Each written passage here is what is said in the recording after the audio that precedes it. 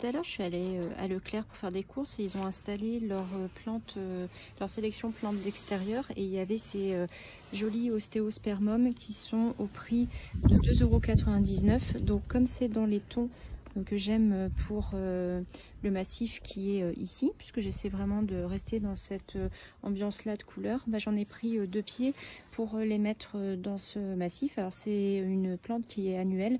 L'année dernière, j'en avais déjà cultivé en pot, mais bon, la culture en pot, je vais éviter d'en faire trop cette année parce que j'ai du mal à être assidue avec les arrosages.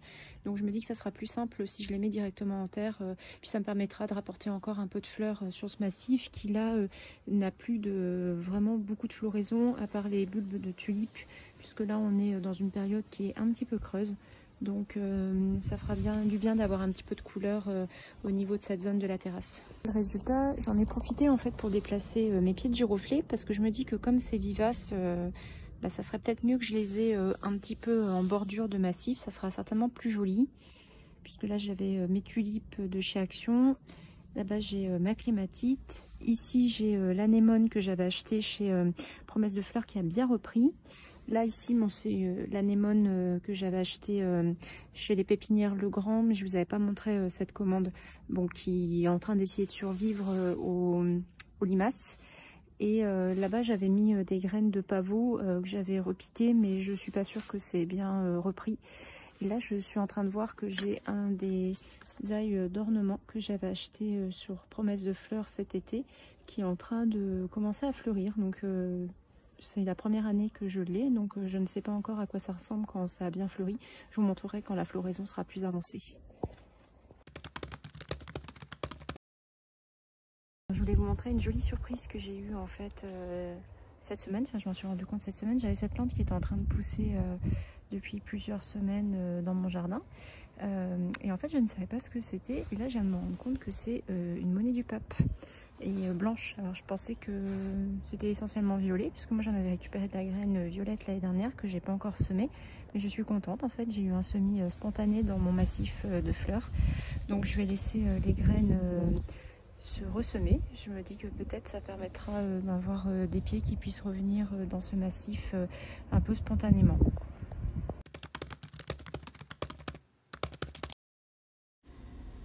Alors j'ai acheté ce matin à Jardiland cette clématite, c'est la variété Montana, et je vais l'installer le long de ce mur qui est bien exposé pour qu'elle ait la tête au soleil et le pied à l'ombre. Donc ensuite je vous montre un arbuste qui est dans mon jardin, puisqu'il y a toujours beaucoup d'abeilles et de bourdons qui viennent butiner dessus. C'est un arbuste qui fait, vous pouvez voir un petit bourdon ici, donc ça fait des fleurs qui sont roses et qui se transforment en baies à l'automne, qui sont aussi très attractives pour les oiseaux, notamment les merles. Donc voilà, un ajout intéressant pour le jardin si vous voulez attirer des petits bourdons.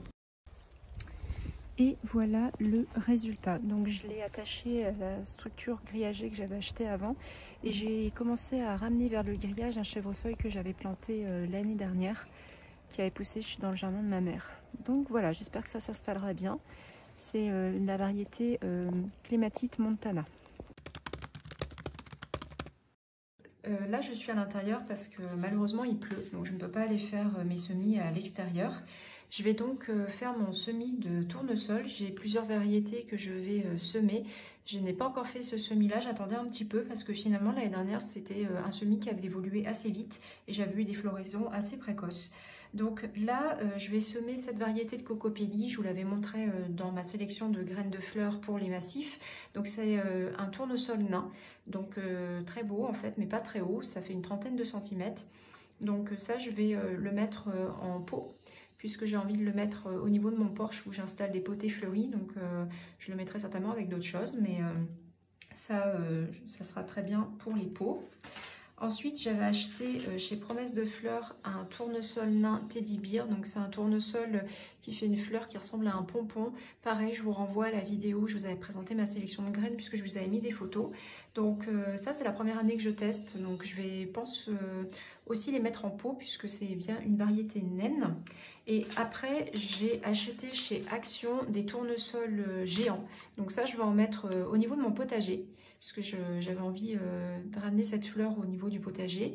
Et peut-être en mettre sur l'avant de ma maison parce qu'il y a une personne qui fait ça dans mon voisinage, qui en avait installé. Et c'est vrai que c'est très beau en été quand ça fleurit. Ça ramène beaucoup en plus de pollinisateurs. Donc ça, si ça fonctionne bien, je vais essayer d'en mettre plusieurs. Donc je vais faire également un semis de cosmos parce que j'ai vu quand j'ai repiqué mes semis de fleurs que la variété apricot lemonade n'avait pas bien fonctionné. J'en ai plusieurs qui n'ont pas levé et comme j'ai envie d'en avoir au niveau du potager et de mes massifs fleuris, je vais en ressemer. Et je vais également refaire des semis de courges parce que j'ai certaines de mes courges et courgettes qui n'ont pas levé. Donc je vais ressemer dans les pots que j'avais semés. Mon semis date d'il y a quasiment un mois, donc je pense que là les graines ne sont pas bonnes et ne lèveront pas. Et je vais également faire un semis de cornichons puisque ça je n'avais pas encore fait ce semis et je pense qu'il est temps. Donc voilà, je vais mettre tout ça en pot et je vous montrerai après ce que j'ai pu faire en termes de quantité. Donc là, j'ai eu la possibilité, avec les contenants qui me restaient, de faire 3 semis de chacune des variétés de tournesol. Mais j'ai récupéré des pots à Jardiland ce matin, donc je vais pouvoir refaire d'autres types de semis. C'est juste que je commence aussi à manquer un petit peu de place. J'ai plus vraiment de place sur mes étagères à l'extérieur où je stocke mes semis. Donc je vais peut-être attendre un petit peu avant de relancer un peu plus tard d'autres semis de fleurs, je pense. Ensuite, j'ai semé une dizaine de graines de cosmos, donc apricot lemonade. J'ai fait un pot où j'ai mis 2 graines de cornichons de Paris. Donc ça, c'est la première année que je teste. Je ne sais pas si ça va fonctionner. J'ai trouvé des structures en treillis pour pouvoir les installer lorsque les cornichons seront dans le jardin. Je pense les faire grimper dessus. Et ensuite, dans ce qui n'avait pas fonctionné, j'avais la variété Jack B. Little et 2 variétés de Baby Boo, enfin 2 pots de Baby Boo qui n'avaient pas levé non plus, et un Red Curl. Donc j'ai refait un semis directement. Je ne vais pas rechanger le terreau puisque de toute façon le terreau était neuf. Et je vais remettre ça au chaud en espérant que ça fonctionne mieux pour cette nouvelle série de semis. Puisque là c'était un semis que j'avais fait le 17 mars, donc on est le 16 avril, donc là je pense que de toute façon si les graines avaient dû lever, le semis aurait déjà fonctionné. Donc je vais aller arroser tout ça, mettre tout ça sous mes mini-serres et je vais vous laisser pour le moment. À très bientôt.